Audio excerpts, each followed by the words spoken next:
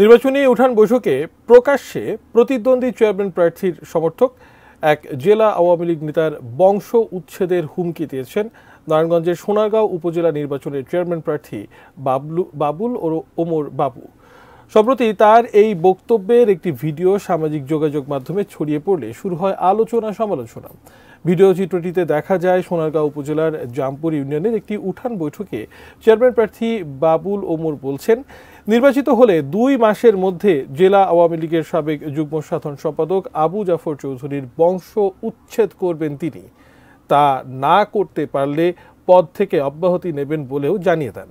আবু জাফর চৌধুরী সোনারগাঁও উপজেলা আওয়ামী লীগের চেয়ারম্যান প্রার্থী বাবুল ওমরের প্রতিদ্বন্দ্বী মাহফুজুর রহমান কালামের সমর্থক। চেয়ারম্যান প্রার্থী বাবুল ওমরের বক্তব্যটি সামাজিক মাধ্যমে ছড়িয়ে পড়ার পর এর প্রতিবাদে মানববন্ধন ও বিক্ষোভ করেছেন স্থানীয় আওয়ামী লীগ নেতাকর্মীরা।